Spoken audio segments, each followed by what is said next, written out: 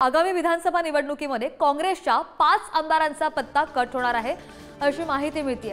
विधान परिषदेमध्ये विरोधात वोटिंग करणाऱ्या आमदारांचा पत्ता कट करण्यात येणार आहे आणि काँग्रेस पक्षाकडून 5 आमदारांना विधानसभा निवडणुकीमध्ये पक्षाचं तिकीट देऊ नका असे आदेश काँग्रेस हायकमांडने नाना पटोले यांना दिलेले आहेत। महत्त्वाची अपडेट, 5 मतदारसंघात नवीन चेहऱ्यांना संधी देण्याचे आदेश नाना पटोले यांना काँग्रेसच्या हायकमांडकडून आलेले आहेत असंही कळतंय। अधिकची माहिती का तुमचे प्रतिनिधी अजय माने आपल्या सोबत आहेत। अजय, कोणत्या नव्या चेहऱ्यांना संधी देण्यात येणार आहे असं कळतंय?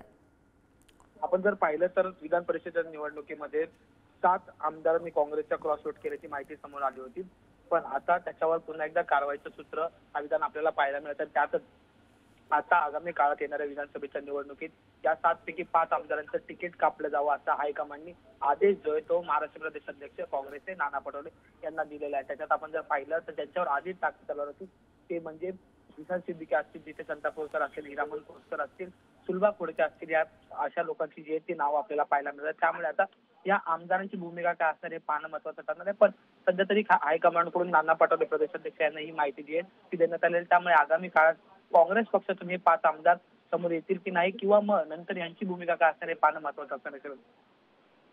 धन्यवाद दिलेल्या सगळ्या माहितीसाठी। महत्त्वाची आणि मोठी बातमी आपण पाहतोय, 5 काँग्रेस आमदारांचा पत्ता कट होणार आहे आणि नवीन आमदार चेहऱ्यांना संधी देणार अशी ही माहिती मिळते।